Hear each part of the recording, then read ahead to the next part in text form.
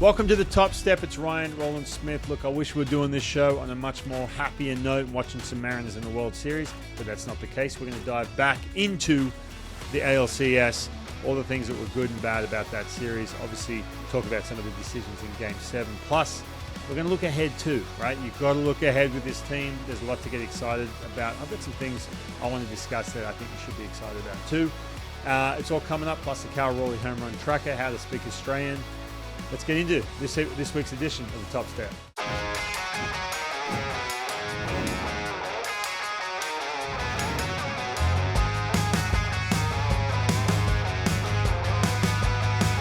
The Top Step is proudly brought to you by Warrior Injury Law. If you're injured, contact attorney Rob Edens at 253-WARRIOR.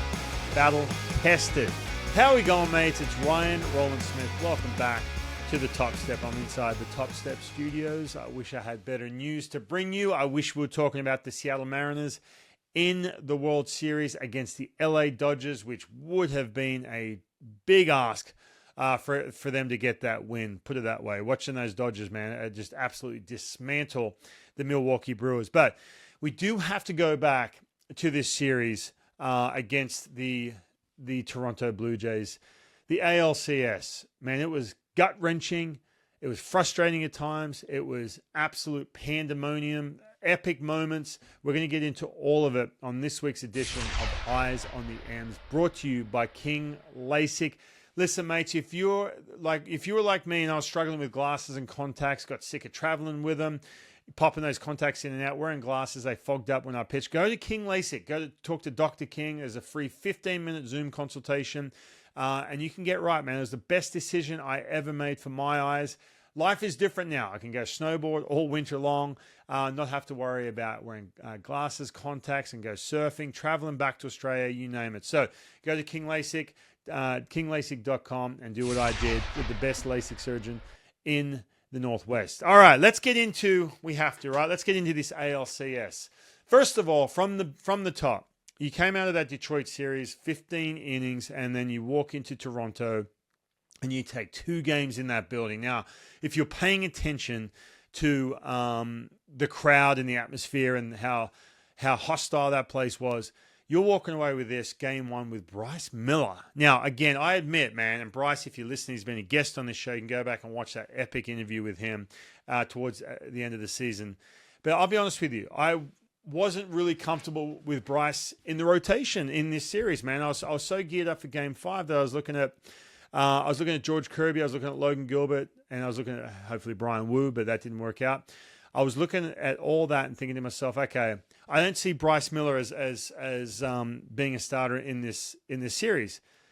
Man, did he ever come up big? Right? We're going to get into the pitching in just a second, but you've got a situation where Game 1 and then that home series where whereas pivotal Game 5, there's Bryce Miller pitching deep into these games. Velocity was up. The conviction was there. Some things we just didn't see in the regular season.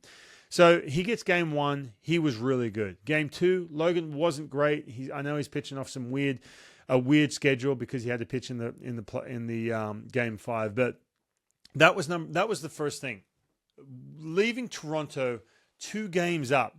And I know you're all sitting there watching as we reflect back on the ALCS. And by the way, we're going to get to Game 7 in just a moment. I just want to zoom out before we zoom in. The hard thing for me with this series is that you come home and you're in the absolute driver's seat. This is the tough part. This is the frustration part for me. You're in the driver's seat. You snuck in a Game 1 when you had 15 innings of baseball. You had to use pretty much your entire rotation from that series and pitch in that Game 5. You had to go into Toronto, and you don't just go 1-1. And I said to God, man, if they can sneak a game out and go 1-1, that's huge. No, they went Game 1 and Game 2. That's the tough part when you get back into Seattle. And you got a Shane Bieber in that Game 3 where he did not look good against the Yankees. Matter of fact, he did not look good in Game 7. That was very similar to what I saw in the Yankees, where he was trying to go breaking ball heavy, overdo it, and just hanging pitches left, right, and center all over the place. So you get to Game 3, and you just had that feeling, man. And I talked about this on the radio with Bob Stelton a lot on 710. You can't help it. You go into a non-elimination game in Game 3. And if you're a player, you kind of know that you have a cushion. And anytime you have a cushion and you're comfortable, anyone knows this, you get just a little bit complacent. I don't care if you're working in a cubicle and someone's just told you you've just signed a 4-year deal for a ton of cash. I guarantee you work, you drive to perform, just you take a back seat because you can take a breath and not feel that pressure. That's kind of how it felt with Game 3. It really did. It kind of felt like this, this place where the Mariners, it wasn't their fault. That's just human nature. You sit back and there's a little bit of that non-elimination cushion going on. For example, George Kirby. I go back to this example all the time. The breaking ball he threw a pitch to Vladimir Guerrero that he nearly put through the walls, a line drive. I was watching that at bat. He had runners on, and that was a breaking ball that he's trying to get below the strike zone. But when you're in a Game 5 or a Game 7 atmosphere, and it is do or die, out of the gates, you are literally throwing 2-strike pitches out of the gates, first, second, third inning. He threw a pitch because he said it too. He was trying to get too cute, and he was trying to get back in the count. That's a Game 3 mentality. And it's no fault. It's not his fault. Dude, George Kirby he's a stud.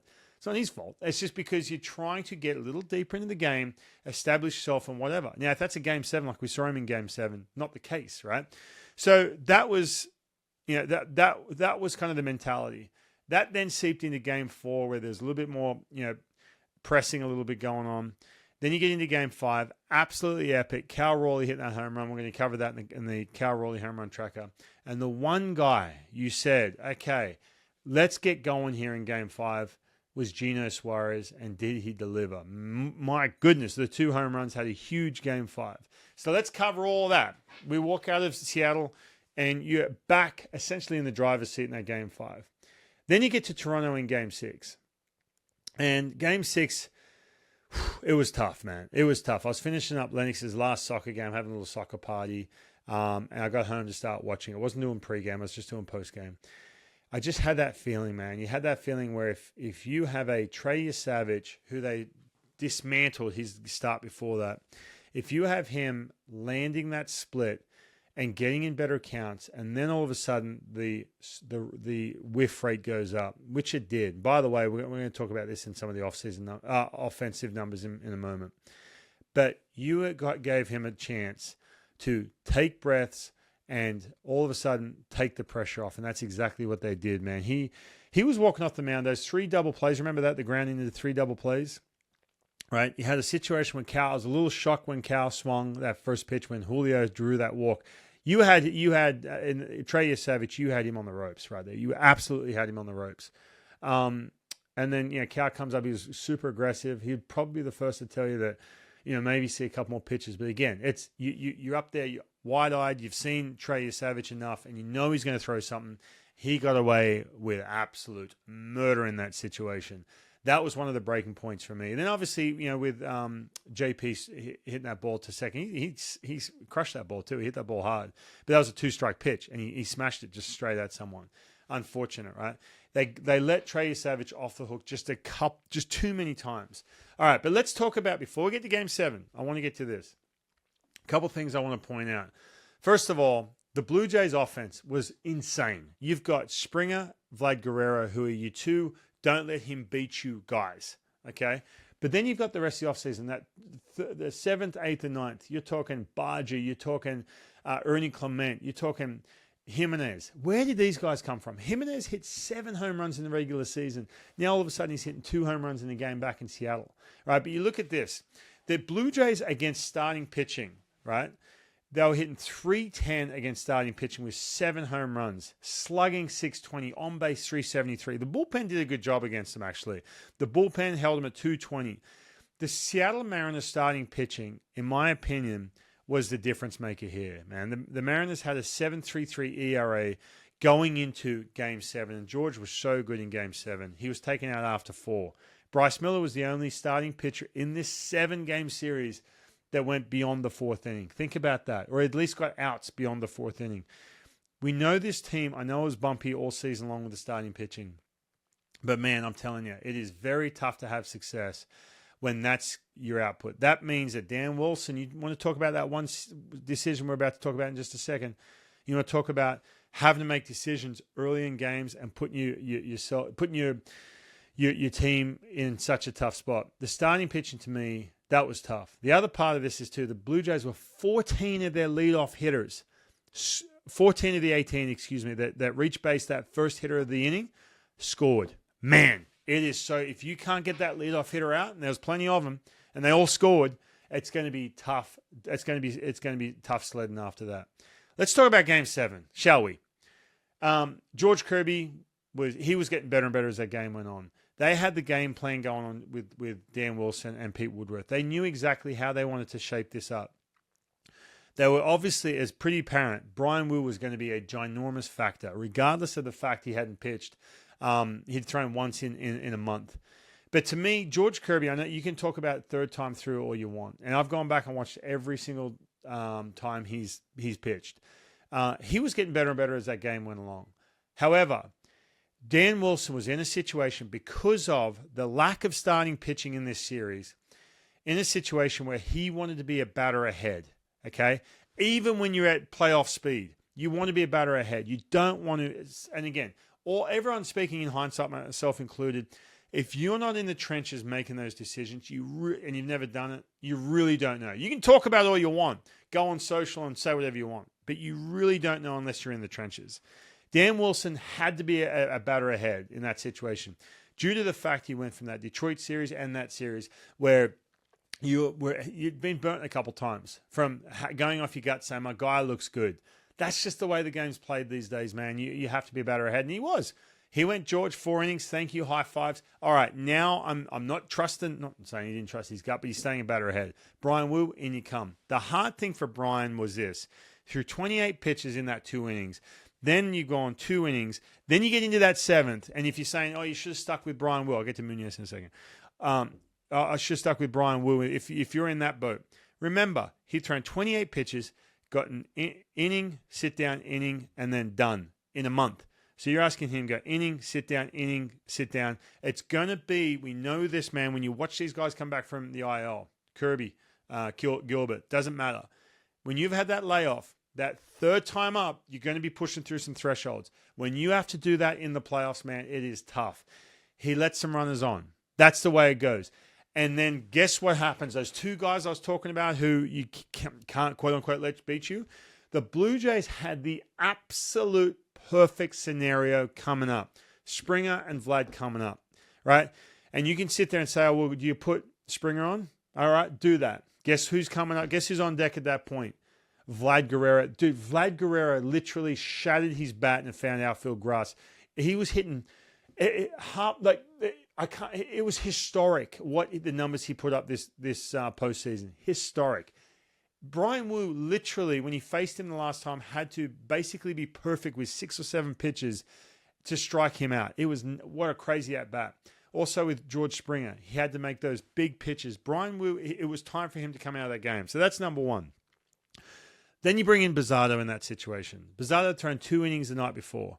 Bizzardo was, look, I'll say this 1,000 times. If you think that Bizzardo was trying to sneak inside the strike zone to get in a better count, you're out of your mind. He was trying to go 2-seamer in on the hands.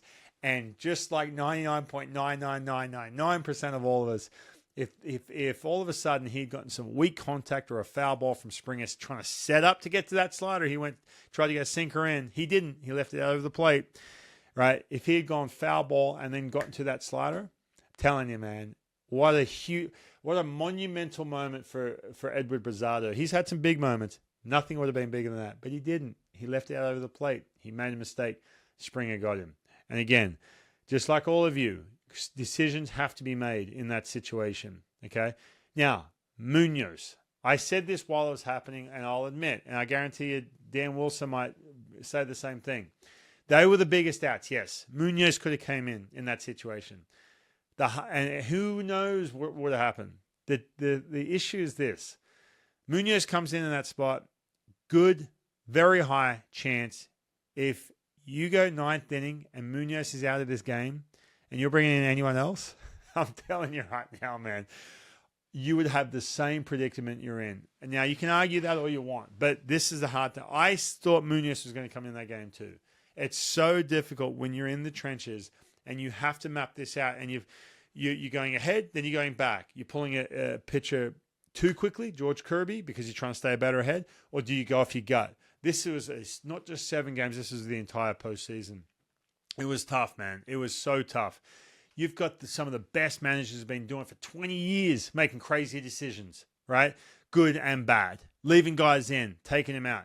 Until you're in the trenches, until you're in that dugout and you're hearing from Woody to your right, hey, man, he looks good, or his opinion, and his opinion. You've got seconds to make that decision.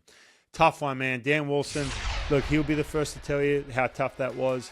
We all know it was gut-wrenching, right? But we need to look ahead for 2026 as we sit here. I said this to my 6-year-old son when I spoke to him. Watching those guys celebrate, watch them celebrate, right? And that's what they did. ALCS, you could see Brian Wu, you could see Bryce Miller, other guys on the bench watching the Blue Jays celebrate. Why? Because they're building that hunger for the offseason. It was tough. Little Lennox was in tears when he called me. He said, I wanted to see Brian Wu. Why did you take him out? I said, listen, little man, this is why.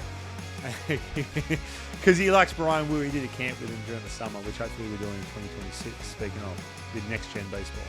But it was tough. I'm with you. It was gut-wrenching. I was yelling at the TV. You can ask Mike Left, I was at the radio station, dropping F-bombs, being very inappropriate. It was a tough one. Okay, but you got to start looking ahead. Let's do that coming up later in the show. All right, when we come back with the Cal Raleigh Home Run Tracker, we're going to look ahead to 2026. Stick around. Keep it right here on the Top Step.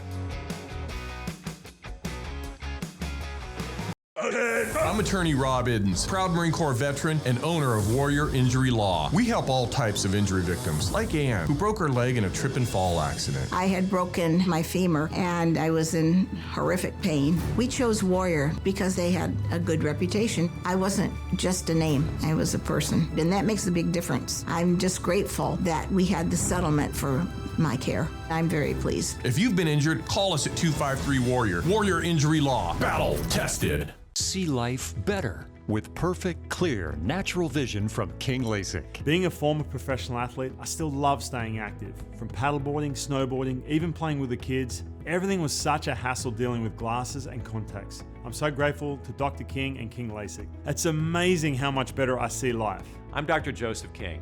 Let's free your eyes from the hassle of glasses and dirty contacts. Schedule your free consult at kinglasik.com. King LASIK. See life better. Wellness. How do you practice it easily every day? At Olympic Hot Tub, we have more ways to achieve total wellness at home than ever before. Immerse yourself and let jets melt stress away in a saltwater hot spring spa. Swim in the privacy of your own backyard in an endless pool swim spa. Retreat to cozy warmth and detox in an amazing Tilo sauna. Then awaken your mind and body with a cold plunge. You'll be saying, ah, in no time. Your path to wellness starts today at Olympic Hot Tub. Better you, better life.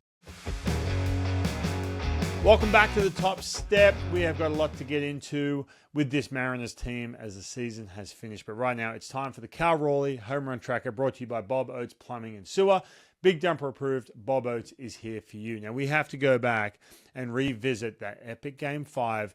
Team is down a run against the Blue Jays. Brandon Little comes in, and he looks rattled. 2-0 count against Cal Raleigh. Coughs up a fastball center cut at about 94 miles an hour. Home run distance 348. Exit velo of 109 miles per hour into left field. The crowd erupted. We're still on their feet. And of course, Gino came up with the big grand slam. Epic Game 5. I'll leave it at that. I know he hit one after that, but that home run was epic, man. Hitting from the right side. They tried to switch him around and hit him from the right side too. I was like, you know what? His home run rate per at bat is higher as a righty, and but it was good, man. That just set off that inning for the Mariners to obviously not blow out that game, but have that big 8th inning. Gino, that epic moment that I guarantee you, as we move into 2026, we're going to talk 2026 coming up in just a moment with this team, but for 2026 and the next decade, some of these big moments, Game 5 against the Detroit Tigers, Game 5 against the Blue Jays. The Game 5s were special. I guarantee you're going to see plenty of that. And if you still need to drown your sorrows too, this cold winter as we get ready before 2026, the calendar rolls over, make sure you go try out the Big Dumper beer, brought to you by Scuttlebutt Brewing Company. We had a chance to sit down with Cal in person. It was epic when he broke that home run, the catcher's home run. record for a single season. Hit it two home runs that afternoon. We got a chance to go to Scuttlebutt Brewing up in Everett. It was epic. It was so good. I highly recommend it. And they got some really good beers as well. And we tried the Big Dumper beer. It's a lager. It's inspired from Cal Raleigh himself. So available at Scuttlebutt or locations and retailers near you. All right. When we come back, we are going to get into what's next for the Seattle Mariners this offseason. What do we need to see, and what do they need to do to get right back to where they were just a couple days ago in that Game 7 against the Blue Jays and get to that World Series? Stick around. We'll be right back.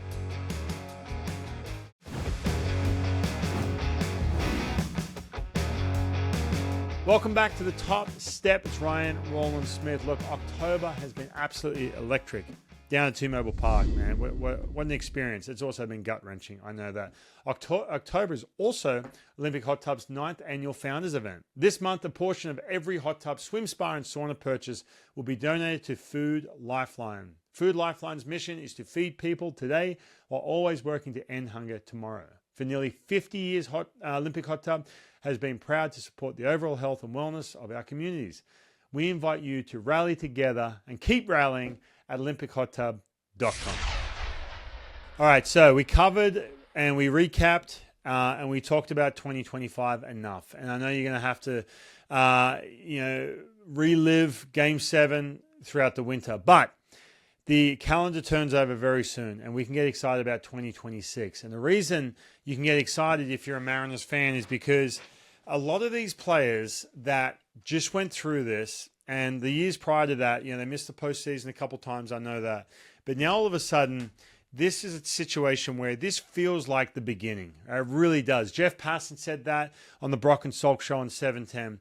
It really feels like they're just on the beginning stages of what could be pretty much the best run in the Mariners' history. It really is. Now, you see this all the time. Teams have these, ALCS Game 6s, Game 7s, and they bow out. Next thing you know, so-and-so's a free agent, so-and-so's not coming back.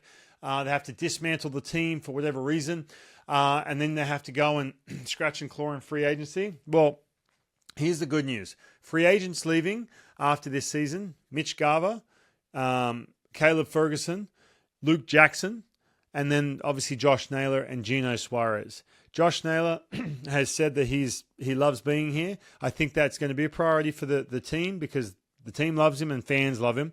That makes a lot of sense. But you get some little bit of money off your books. And to be honest with you, when you're looking at this team's core, it's the starting pitching. Look at the starting pitching. You've got a situation where Luis Castillo is locked up through 2027. You've got George Kirby, who's barely even scraping arbitration. So he's under team control. He's going to cost you around about $5 or $6 million. Logan Gilbert now all of a sudden is going to cost you, I'm going to say, he's probably going to be around closer to 9, 10 million, maybe 12 million. So you're looking at this going, hold on, you've got a situation where you have a rotation which is, that $10 million threshold on average is pretty good. By the way, I haven't even gotten down the other side of it yet. Bryce Miller's not even arbitration eligible until 2027, right? Brian Wu is not arbitration eligible until 2027 also. These guys are not going to cost you anything. They're basically making minimum salary.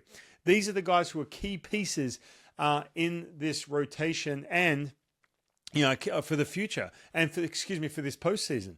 So you got to look at this and say, hold on a minute. All right, we just went through all of this. When you look at teams that have that run, they keep coming back every single year. They have that strong core and they're not going anywhere. And that's exactly what the Mariners have.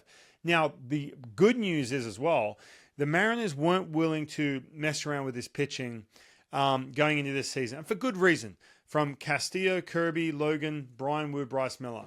That was going to be their 5 starting pitchers. And they weren't going to budge on all the trade propositions.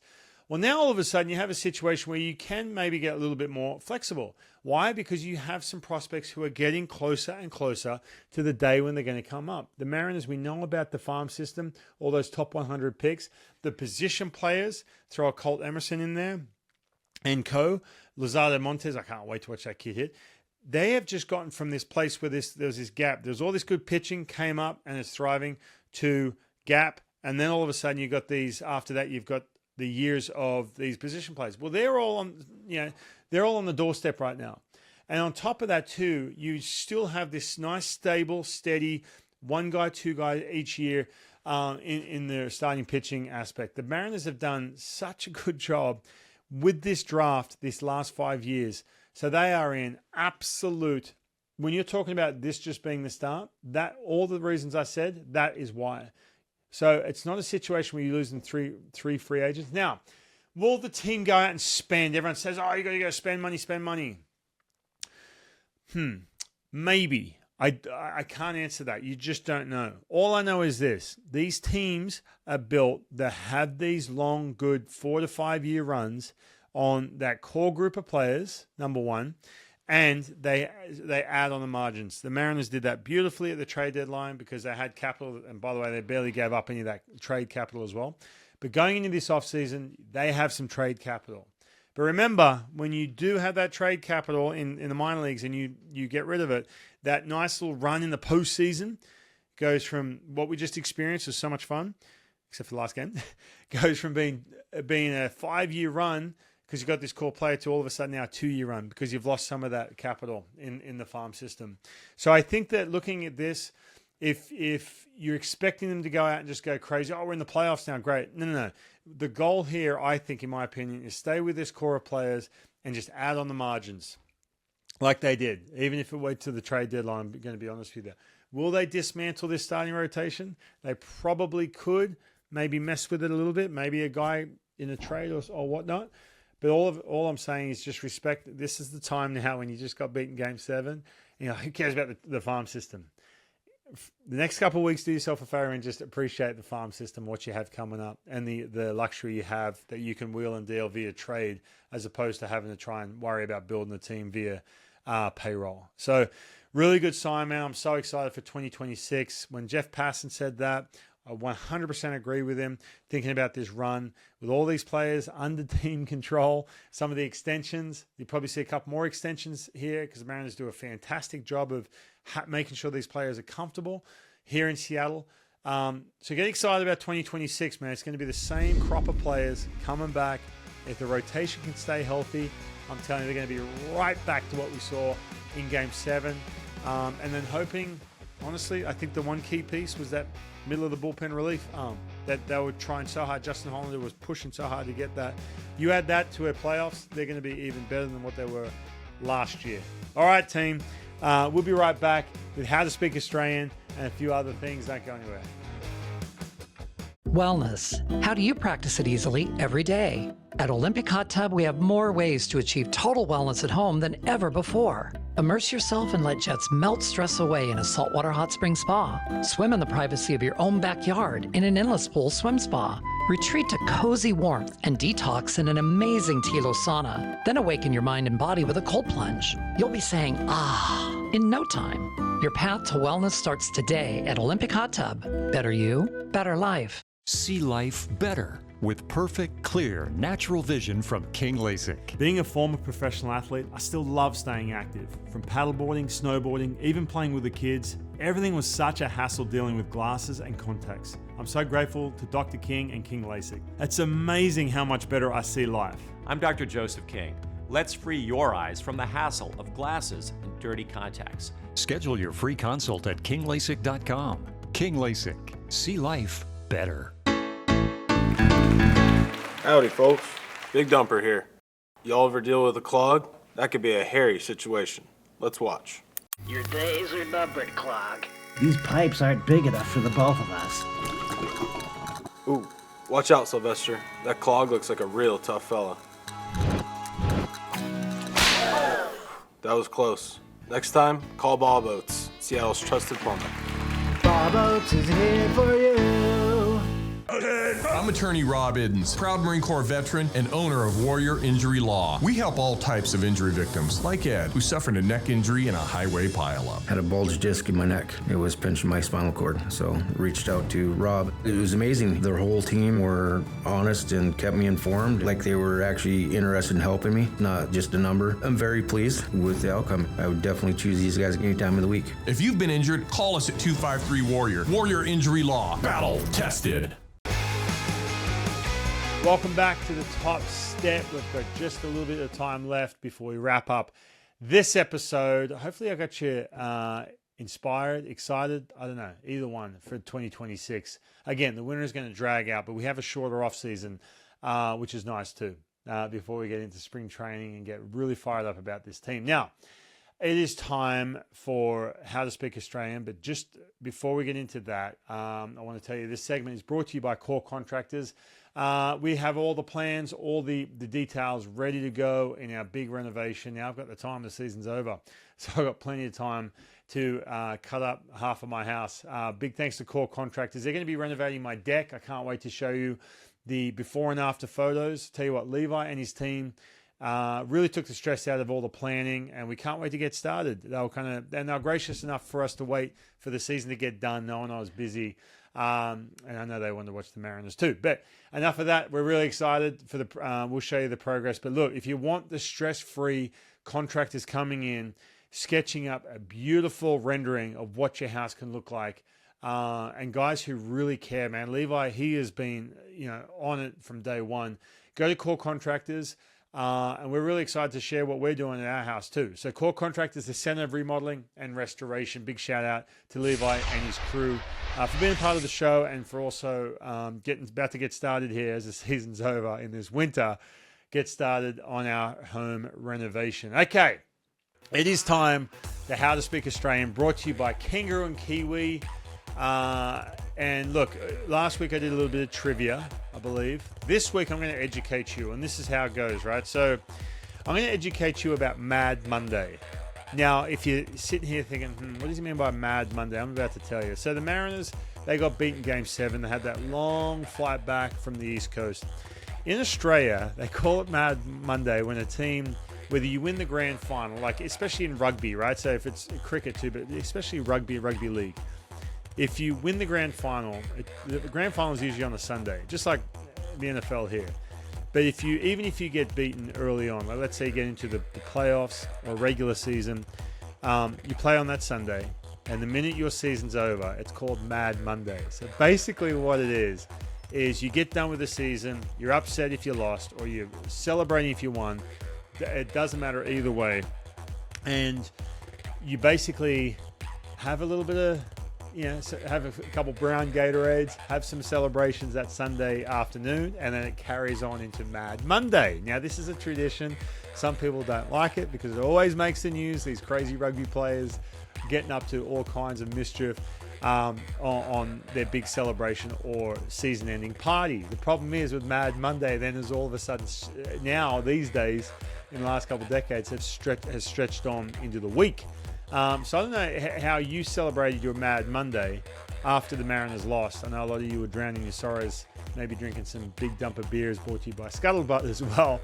But Mad Monday, it gets absolutely nuts. They make all the young, the rookies do crazy stuff, and they just go completely Aussie style, over the top. Anyone who goes to the Kangaroo and Kiwi, when you walk in there and you're talking to some of the Aussies or the Kiwis inside that pub, you can ask them, hey, have you ever celebrated a Mad Monday? You'll probably be sitting there hearing some absolutely epic, probably not appropriate stories for your afternoon while you're enjoying a beer. But Mad Monday, it's a tradition in Australia, and I'm bringing up Mad Monday on this edition of How to Speak Australian because, of course, the Mariners have now been eliminated from the playoffs and be watching the World Series. But hopefully they had a chance to reflect. We reflect a little bit on 2025, and we're looking forward to 2026. Hopefully the Mariners spent their Mad Monday around each other just before you all jet off to go back. It's the worst, man. You pack up your gear and off you go back to wherever you're spending your off season.